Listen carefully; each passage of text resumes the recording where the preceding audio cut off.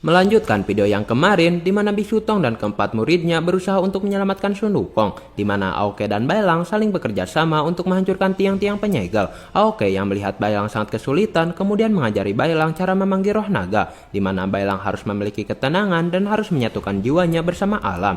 Hingga ketika Bailang mempraktekkan saran dari Aoke, ia akhirnya dapat memanggil roh naga yang ada pada dirinya, dan langsung menggunakan kekuatan tersebut untuk menghancurkan tiang-tiang penyegel. Namun setelah menghancurkan beberapa tiang, Bailang terlihat sangat kecapean pada saat itu karena faktor penggunaan roh naga yang menguras tenaganya dengan sangat cepat. Hingga tepat di saat itu, Bailang mendengar suara seseorang yang memanggil dirinya, di mana ia sangat terkejut karena sumber suara itu berasal dari Sun Wukong. Terlihat juga aura dari kitab suci yang tiba-tiba bersinar, karena kita ketahui bahwa Sun Wukong pernah mengorbankan dirinya demi keselamatan kitab suci.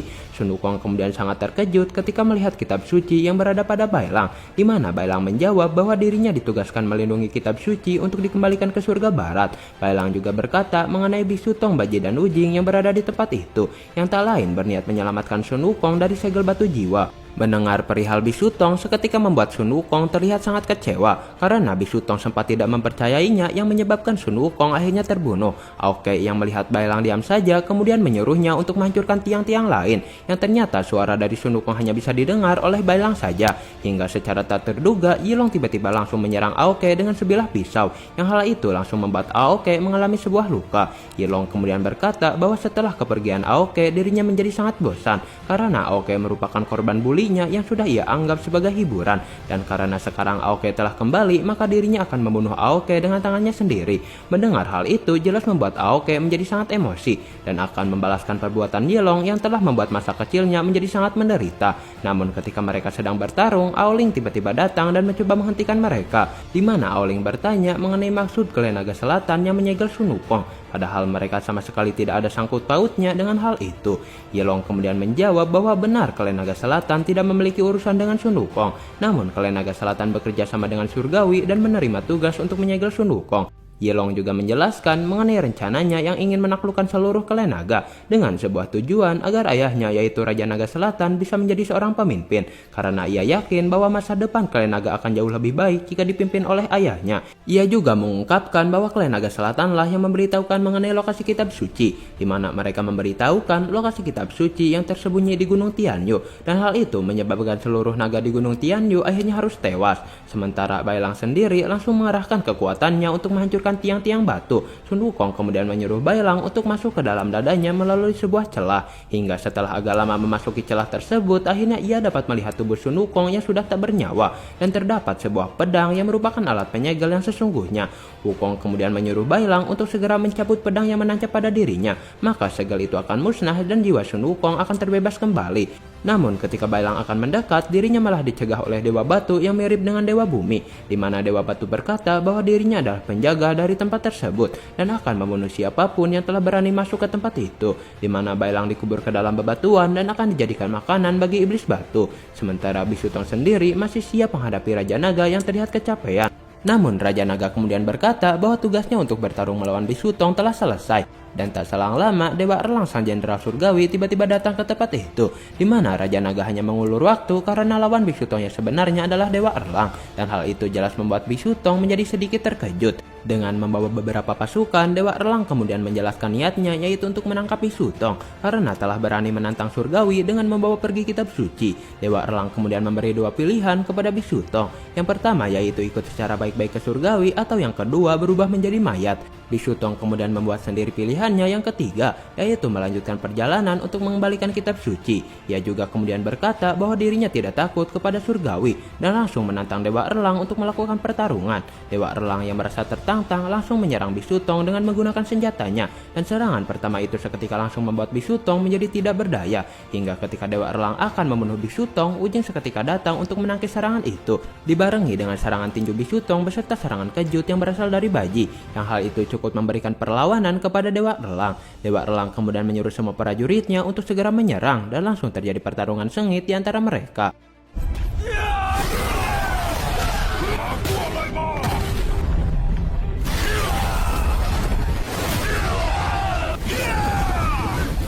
sementara Aoke sendiri terlihat masih berhadapan langsung dengan Yilong, di mana karena laut adalah tempatnya, Yilong dapat melancarkan serangan-serangan secara bertubi-tubi, dan hal itu otomatis membuat Aoke tidak bisa berbuat apa-apa. Aoke kemudian mengingat masa lalu di mana Yilong selalu membuli dirinya hampir setiap hari, karena Yilong tergolong murid berbakat dan sudah sangat mahir dalam mengendalikan roh naga.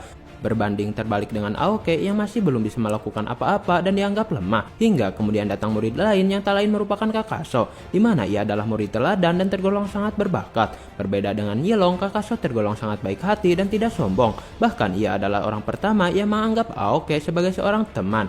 Kakaso juga mengajarkan beberapa hal, diantaranya itu teknik terbang, yang hal itu akhirnya memperlihatkan bakat-bakat Aoke yang sudah lama terpendam.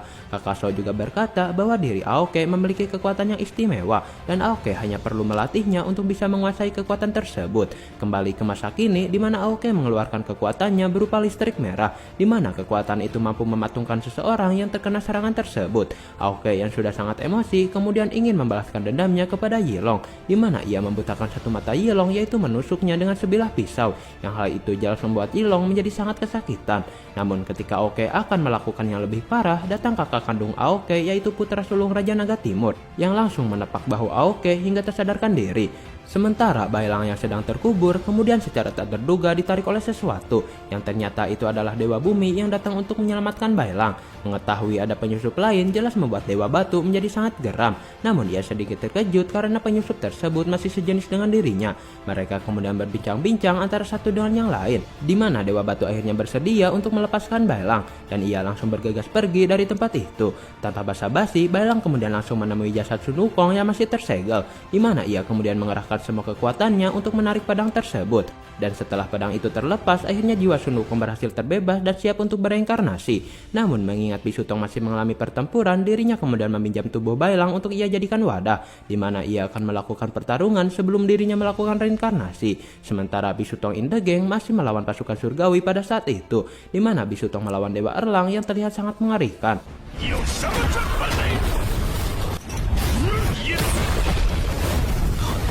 Dewa Erlang sendiri kemudian langsung mengarahkan serangannya tepat ke arah Bisutong. Namun Bisutong berhasil menangkisnya dan langsung mengarahkan serangan balik yang sangat mantap. Di sini Bisutong sadar diri bahwa kekuatannya dengan kekuatan Dewa Erlang sangatlah jauh berbeda. Bahkan ia sampai keringat dingin karena kekuatan sosok jenderal surgawi yang sangat mengerikan. Sementara Baji sendiri sempat mengalami pertarungan dengan Bulong. Dirinya kemudian mengarahkan kekuatannya dan berhasil membunuh Bulong menggunakan senjata garpunya itu. Dan hal itu jelas membuat Raja Naga Selatan menjadi sangat bersedih. Sementara Bisutong sendiri terlihat sudah tidak berdaya pada saat itu, disertai dengan mendekatnya Dewa Erlang yang akan menghabisinya. Hingga tepat di saat genting tersebut, akhirnya iblis legenda terkuat Sun Wukong akhirnya datang, di mana ia menggunakan bentuk King Kongnya yang memunculkan sebuah gelombang yang sangat besar. Sun Wukong kemudian menghampiri Bisutong yang sudah tidak berdaya, di mana meski Sun Wukong menggunakan tubuh Bailang, Bisutong masih bisa merasakan jiwa Sun Wukong yang sebenarnya. Begitu pula dengan Wujing dan Baji yang terlihat sangat bahagia. Wukong kemudian berkata mengenai kekecewaannya kepada Bisutong, dan berkata bahwa dirinya sama sekali tidak takut kepada pasukan surgawi.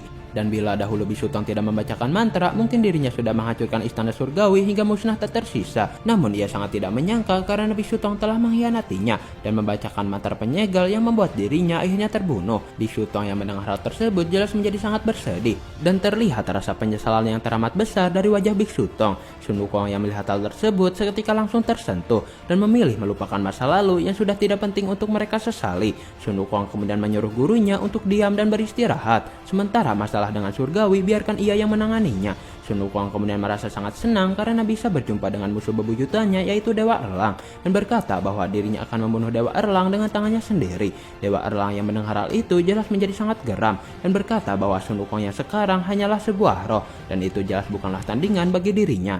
Tanpa banyak basa-basi, Sun Wukong kemudian mengeluarkan jurus pertamanya, yaitu memanggil pasukan kera. Namun dengan satu serangan, Dewa Erlang dapat dengan mudah melenyapkan kera-kera itu. Hingga di serangan kedua, Sun Wukong kemudian mulai serius untuk melawan Dewa Erlang, di mana dengan sebuah serangan tongkat raksasa seketika membuat Dewa Erlang terpental ke atas langit, dan langsung terjadi pertarungan sengit di antara mereka.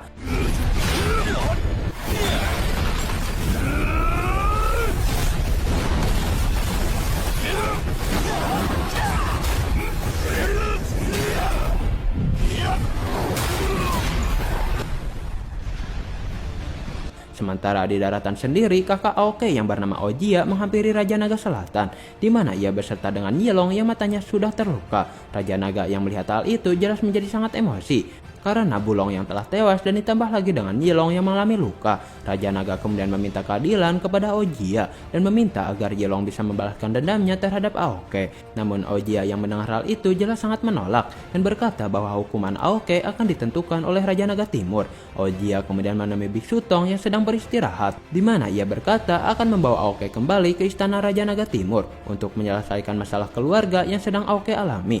Meski awalnya Biksu Tong sempat keberatan, ia akhirnya mengikhlaskan kepergian Aoke untuk kembali ke keluarganya, dan Aojia langsung membawa pergi Aoke pada saat itu. Biksu Tong sendiri kemudian beristirahat untuk memulihkan kekuatannya, di mana mereka dikepung oleh pasukan surgawi agar tidak bisa lolos dari tempat tersebut. Sementara pertarungan Sun Wukong melawan Dewa Erlang masih berjalan dengan sengit, di mana karena Sun Wukong memakai tubuh orang lain jelas membuat kekuatannya menjadi sangat terbatas. Namun dirinya sangatlah semangat dan masih bisa memberikan perlawanan kepada Dewa Erlang, hingga ketika Dewa Erlang mengeluarkan kekuatan mautnya seketika membuat Sun Wukong menjadi sangat terdesak. Namun sebagai iblis legendaris, Sun Wukong jelas tidak akan mati dengan semudah itu, di mana Sun Wukong mengubah dirinya menjadi ribuan Sun Wukong kecil, dan hal tersebut jelas membuat Dewa Erlang menjadi sangat muak. Ia kemudian memusnahkan trik tersebut dengan menggunakan kekuatannya dan hanya menyisakan satu Sun Wukong lagi pada saat itu. Dewa Erlang kemudian berkata agar Sun Wukong tidak bermain-main dan mulailah melakukan pertarungan dengan serius. Sun Wukong yang mendengar hal itu kemudian mengubah tubuhnya menjadi sosok King Kong raksasa dan langsung menyiksa tubuh Dewa Erlang secara bertubi-tubi. Dewa Erlang yang terkena serangan itu kemudian bangkit kembali dengan penuh emosi, di mana kesabarannya telah habis dan akan menyerang Sun Wukong dengan sungguh-sungguh. Dengan menggunakan pedang kematian, Dewa Erlang kemudian mengarahkan serangan-serangan tepat ke arah Sun Wukong,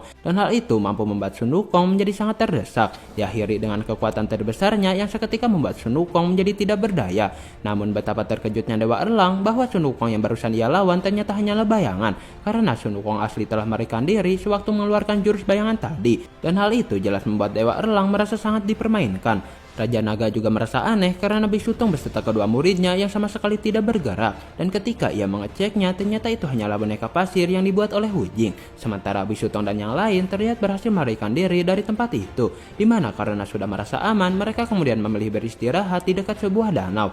Hingga tak selang lama Sun Wukong kemudian datang menghampiri mereka dan berkata bahwa Dewa Erlang sudah ia permainkan dengan salah satu bayangannya, dan hal itu seketika membuat mereka langsung tertawa bahagia.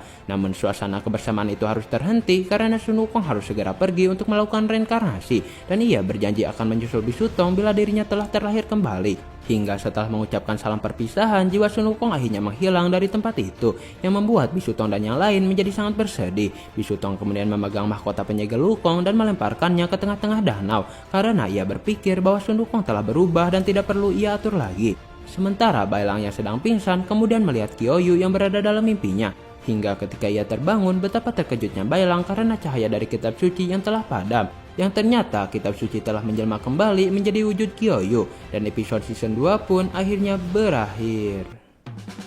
Perjalanan untuk mengembalikan kitab suci jelas masih belum berakhir karena masih banyak rintangan yang harus mereka hadapi, dan kelanjutannya akan saya bahas di konten selanjutnya. Saya Kaca Film 07 mengucapkan terima kasih dan sampai jumpa.